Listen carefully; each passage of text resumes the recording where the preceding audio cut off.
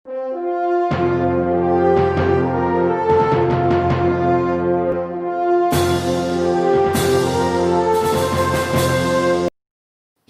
selamat malam Ibu Bapak, Saudara-saudara yang diberkati Tuhan. Mazmur 27 ayat 8 berbunyi demikian. Hatiku mengikuti firman-Mu, carilah wajah-Ku, maka wajah-Mu ku cari ya Tuhan. Saudaraku yang diberkati Tuhan, biarlah kehidupan kita adalah kehidupan yang mencari Tuhan. Kehidupan yang mengikuti Tuhan. Dan kehidupan yang menemukan Tuhan. Serta mengejawantahkan Tuhan di dalam kehidupan kita setiap hari. Saat ini mari kita mempersiapkan hati dan kehidupan kita untuk beribadah kepada Tuhan lewat doa malam hari ini. Mari kita pujikan pujian, sungguh indah Kau Tuhan. Ku cari wajah-Mu, temukan kasih-Mu. Kau bukan Tuhan yang jauh dariku. Karena itu ku panggil nama-Mu, ku dengar jawab-Mu. Engkau selalu mendengar seruan hati kami. Ya Tuhan. Mari kita pujikan pujian ini dari awal, ku cari wajah-Mu.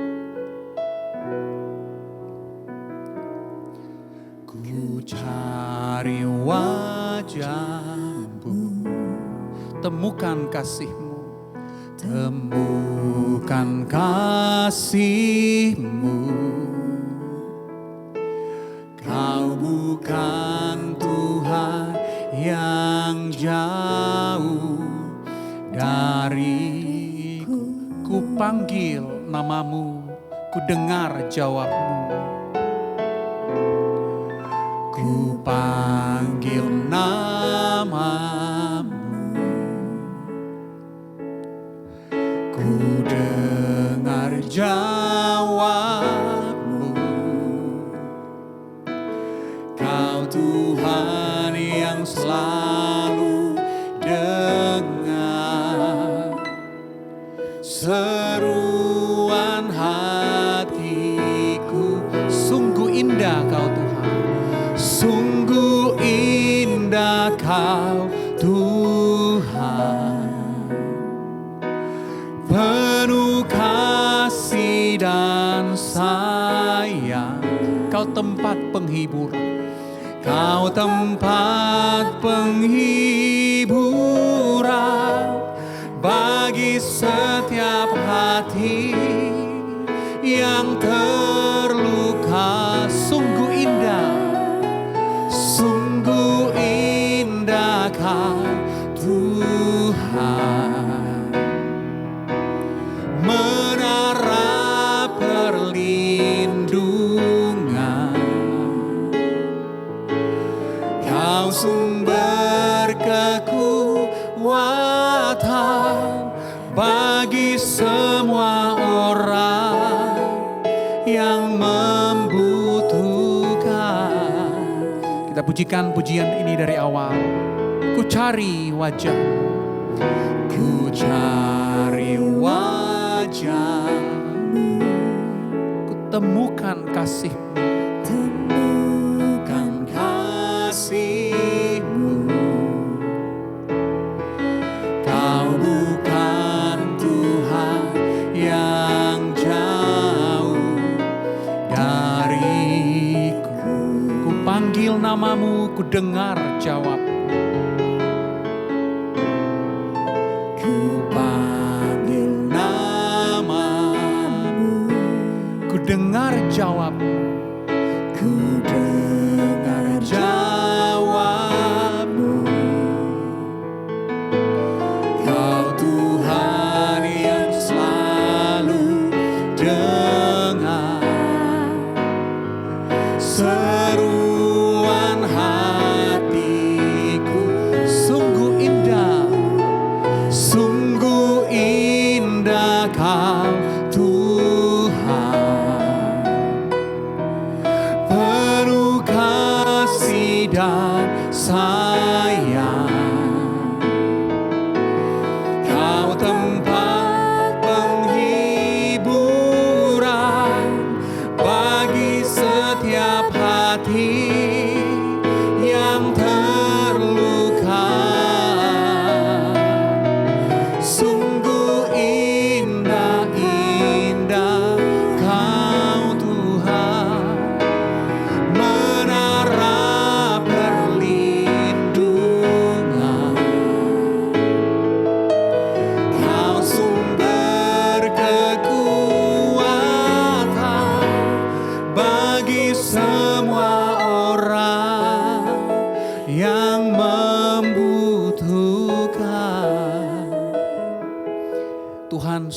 kekuatan bagi semua orang yang membutuhkan. Mari kita berdoa. Ya Tuhan, sumber kekuatan kami bersyukur untuk kebaikan Tuhan di dalam hidup kami. Pemeliharaan demi pemeliharaan boleh Tuhan berikan, Tuhan kerjakan di dalam hidup kami. Anugerah demi anugerah terus kami rasakan setiap hari. Bapa, terima kasih. Malam hari ini kami mau beribadah doa kepada Tuhan. Biar Tuhan hadir bersama dengan kami. Memberkati peribadatan kami dari awal sampai dengan selesai berjalan dengan baik. Meskipun kami terpisah tempat satu dengan yang lain. Kiranya roh Tuhan menyatukan kami. Terima kasih Bapak, di dalam nama Yesus kami berdoa. Amin. Ibu bapak, saudaraku yang diberkati Tuhan. Kasih setia Tuhan kita rasakan setiap hari. Kebaikan Tuhan kita nikmati setiap hari. Berkat-berkat Tuhan kita terima selalu dan membuat kita terpesona. Karena itu mari kita memuji Tuhan lewat pujian. Kasih setiamu yang kurasakan lebih tinggi dari langit biru. Kebaikanmu yang telah kau nyatakan lebih dalam dari lautan. Terima kasih Tuhan, berkat-Mu yang kami terima selalu membuat kami terpesona. Mari kita pujikan pujian ini dari awal. Kasih setiamu yang kurasakan. Kasih setiamu yang kurasakan lebih tinggi dari langit biru. Kebaikan-Mu yang telah kau nyatakan lebih dalam dari lautan. Berkat-Mu yang telah selalu membuatku terpesona, selalu membuatku terpesona. Apa yang tak pernah kupikirkan, itu yang kau sediakan bagiku. Siapakah aku ini Tuhan? Jadi biji mata-Mu. Dengan apakah ku balas Tuhan selain puji dan sembah Kau. Kita pujikan pujian ini dari awal. Kasih setiamu yang kurasakan. Kasih setiamu yang kurasakan lebih tinggi dari langit biru. Kebaikan-Mu yang telah kau nyatakan lebih dalam dari laut. Berkat-Mu yang telah kuterima, berkat-Mu yang telah kuterima selalu membuatku terpesona. Apa yang tak pernah kupikirkan, itu yang Kau sediakan bagiku.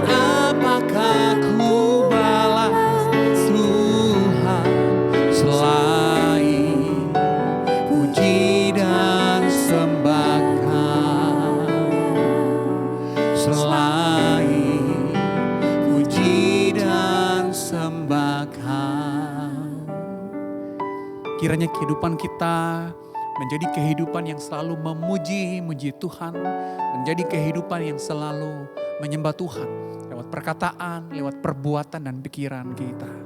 Saat ini kita akan mendengarkan firman Tuhan saudara-saudara. Namun sebelumnya mari kita mempersiapkan kehidupan kita, mempersiapkan hati kita. Kita memuji Tuhan lewat pujian, Aku mengasihi Engkau Yesus.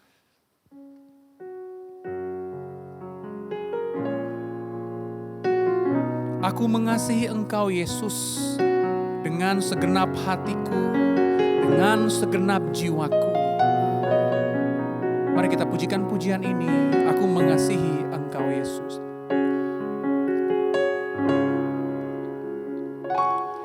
Aku mengasihi Engkau Yesus dengan segenap hatiku. Aku mengasihi Engkau Yesus dengan segenap jiwaku.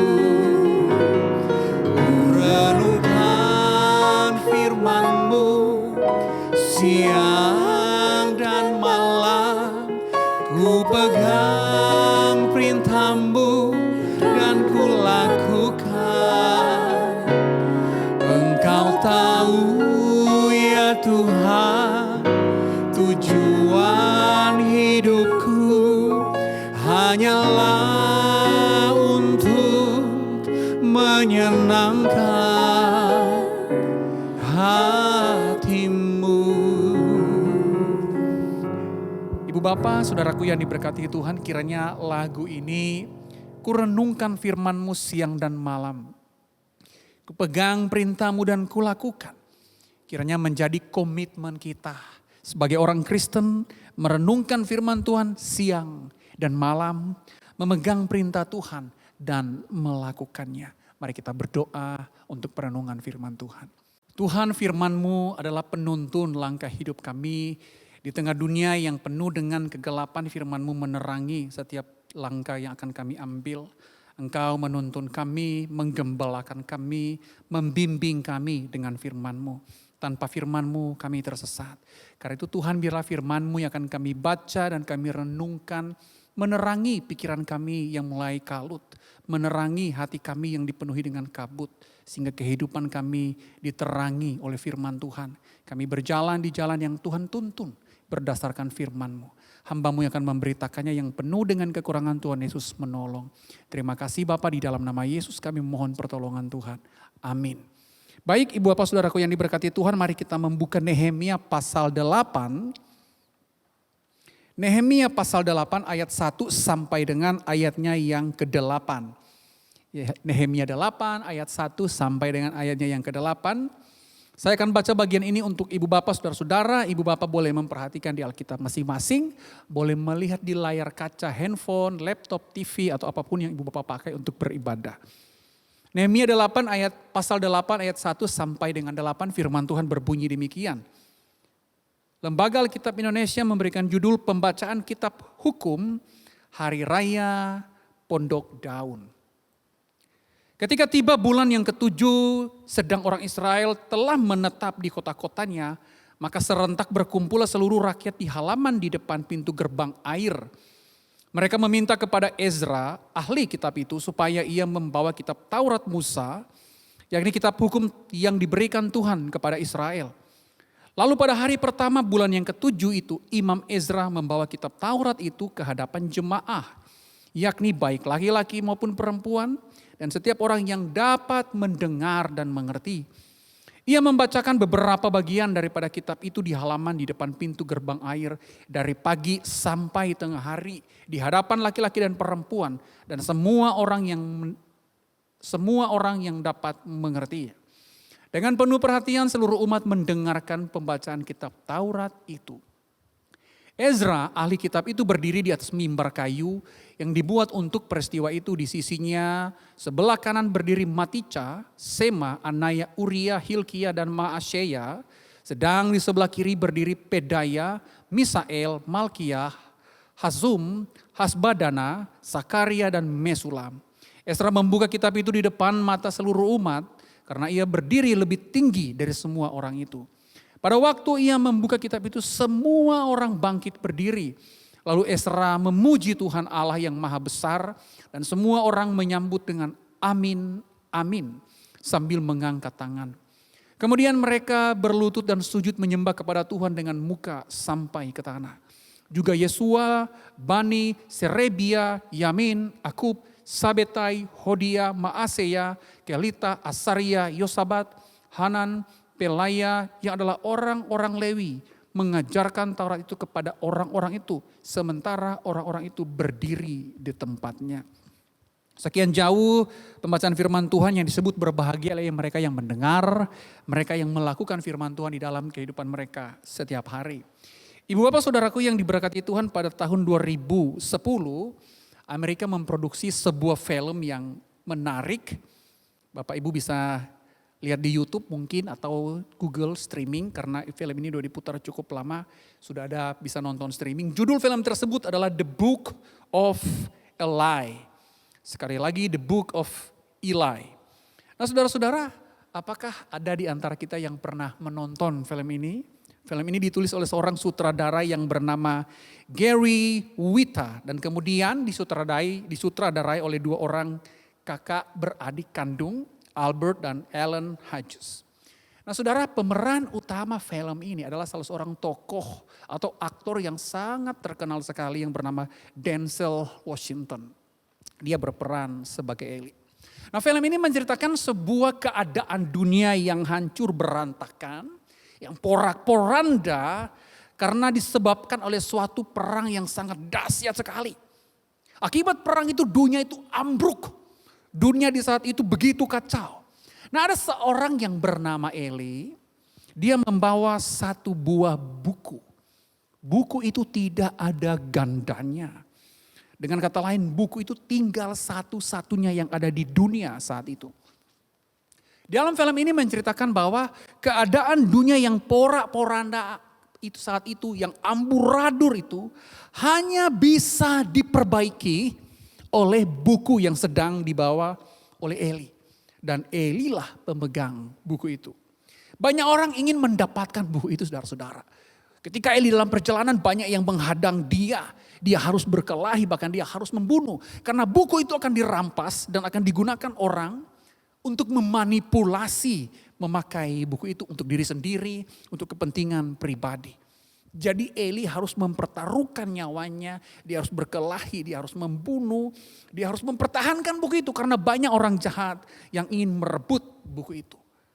Di dalam hatinya, ketika dia mau tidur, dia selalu mendengar semacam ada suara yang bilang buku ini harus dibawa ke arah barat.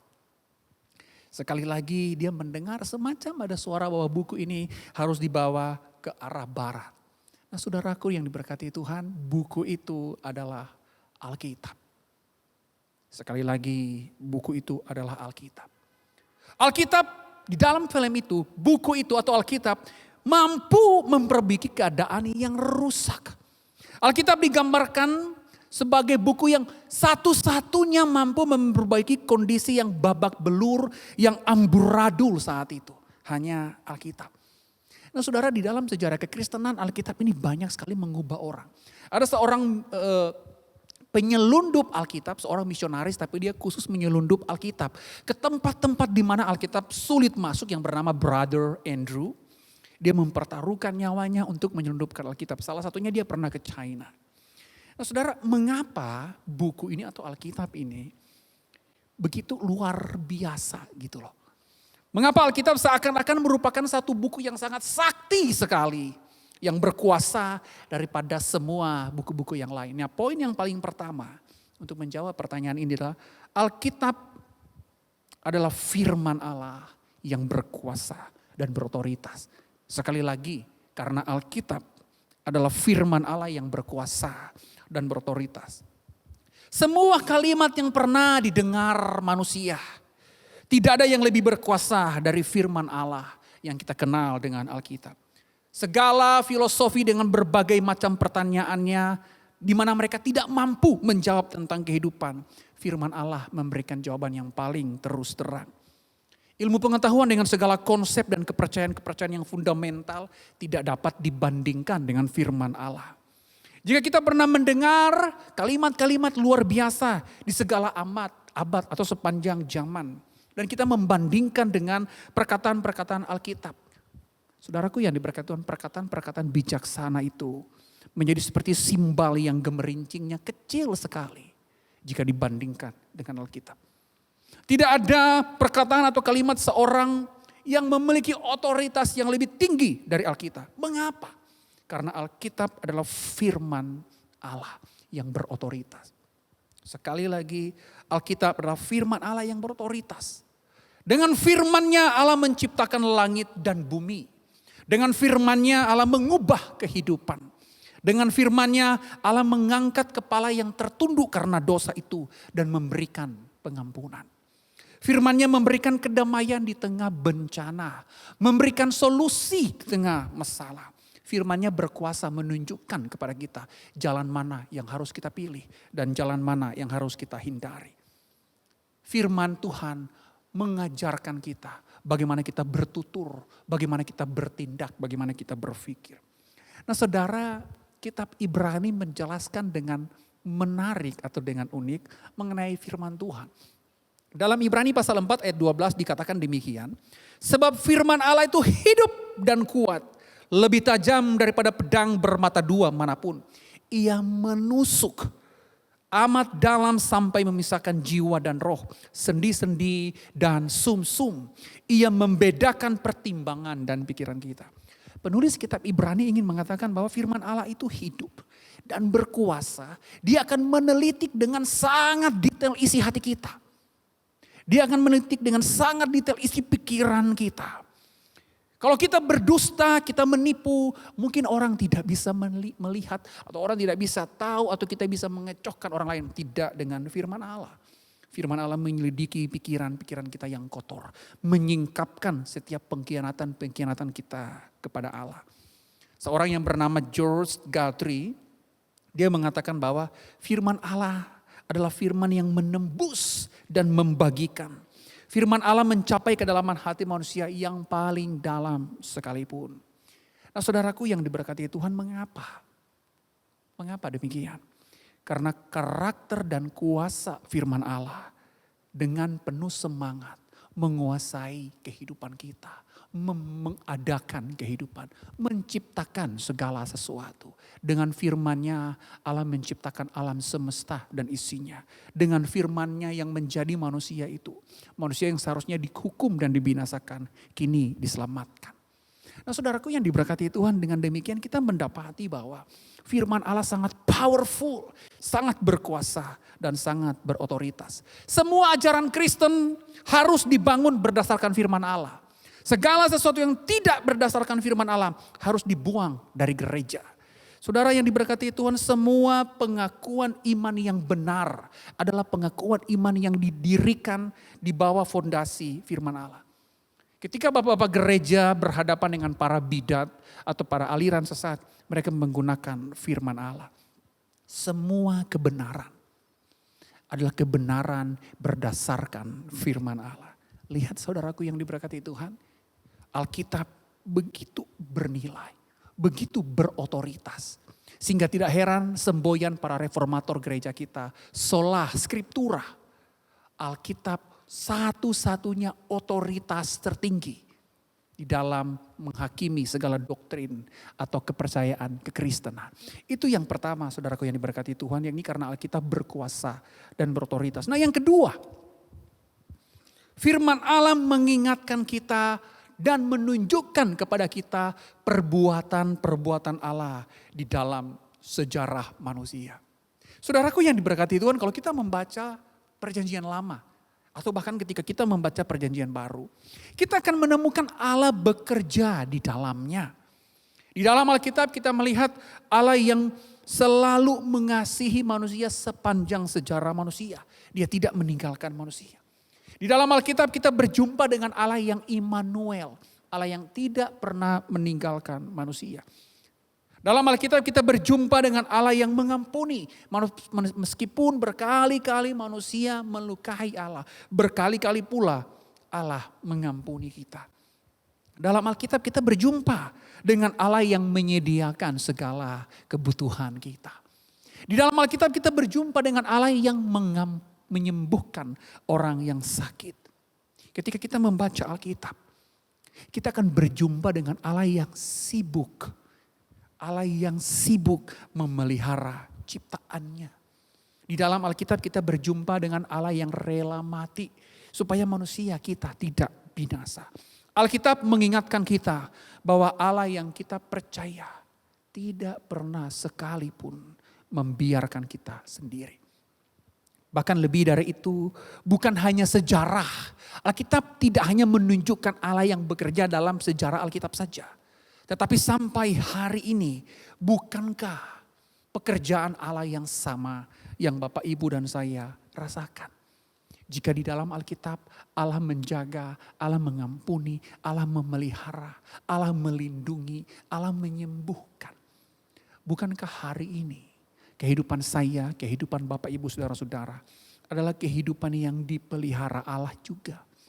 Adalah kehidupan yang disertai oleh Allah.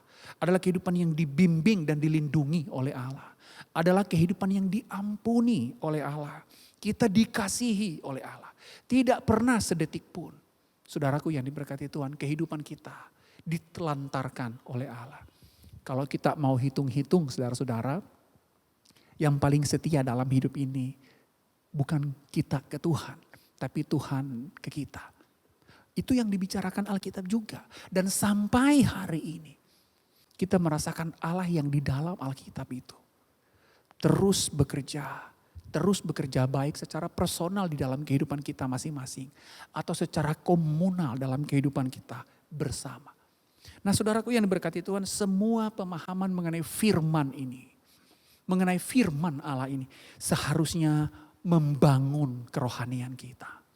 Seharusnya membuat kerohanian kita semakin berkembang, semakin kokoh, semakin kuat di dalam Kristus. Karena kita punya dasar yang teguh.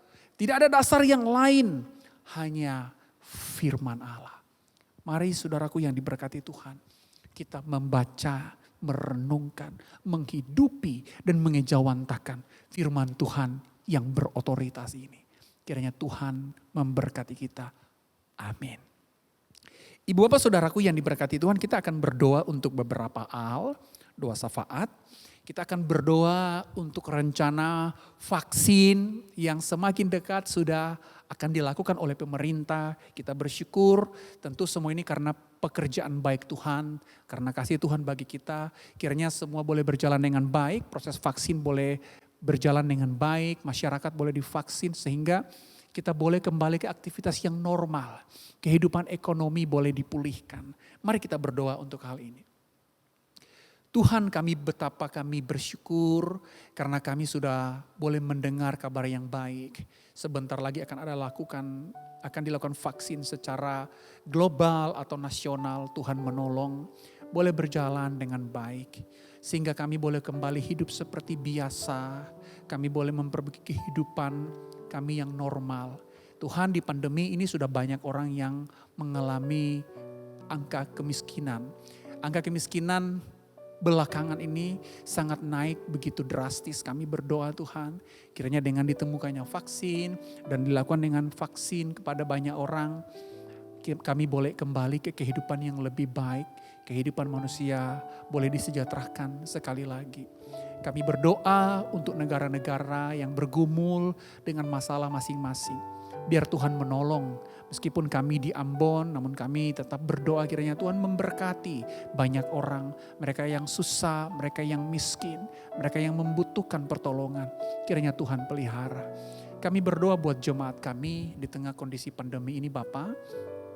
Meskipun ibadah kami lakukan online, biarlah kecintaan mereka kepada Tuhan, kerohanian mereka kepada Engkau, iman mereka kepada Engkau boleh bertumbuh-tumbuh.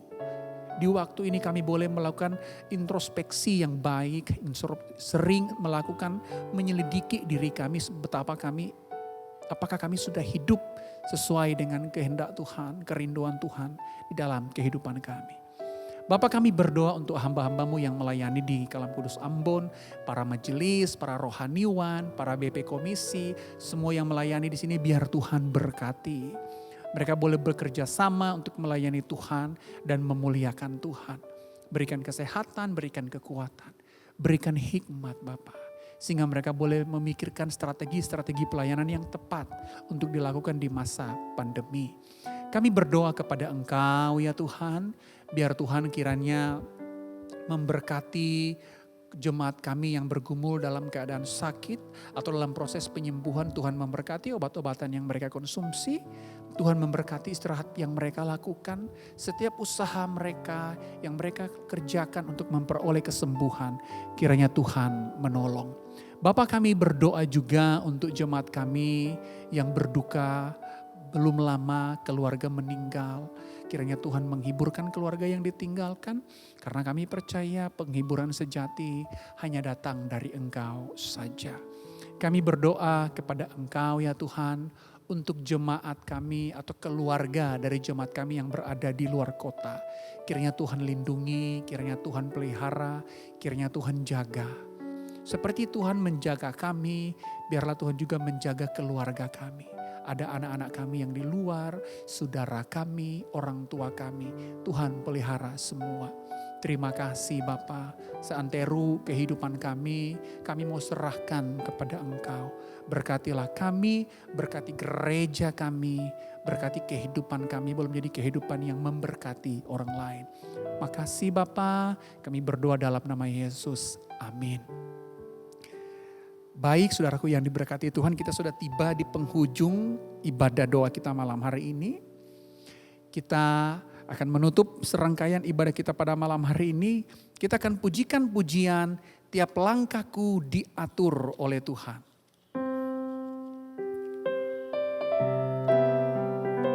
Tiap langkahku diatur oleh Tuhan dan tangan kasih-Nya memimpinku. Di tengah badai dunia menakutkan, hatiku tetap tenang dan teduh. Tiap langkahku diatur oleh Tuhan dan tangan kasih-Nya memimpinku. Di tengah badai dunia menakutkan, hatiku tetap tenang teduh. Tiap langkahku ku tahu Tuhan yang pimpin, ke tempat tinggiku dihantarnya. Hingga sekali nanti aku tiba di rumah Bapa surga yang bakal. Di waktu imanku mulai goyah, dan bila jalanku hampir sesat, ku pandang Tuhanku penebus dosa. Ku teguh sebab Dia dekat. Tiap langkahku ku tahu yang Tuhan pimpin, ke tempat tinggiku dihantarnya. Hingga sekali nanti aku tiba di rumah Bapa sorga yang bakal.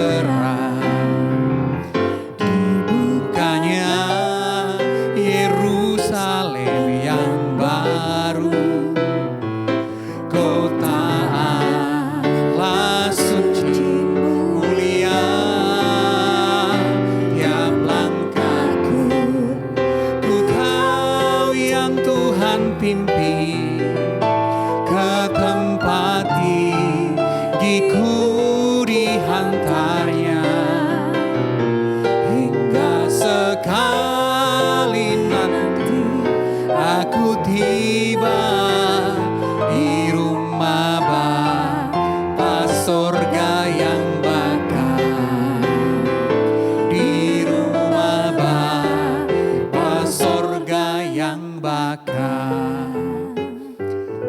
Amin. Mari kita menerima berkat dari Tuhan. Tuhan memberkati kita semua dan melindungi kita semua. Tuhan menyinari kita semua dengan wajah-Nya dan memberikan kita semua kasih karunia. Tuhan menghadapkan wajah-Nya kepada kita semua dan memberikan kita semua damai sejahtera. Amin. Amin. Ibadah kita selesai. Kiranya Tuhan memberkati kita semua. Sampai berjumpa minggu depan di ibadah doa Rabu malam. Tuhan memberkati.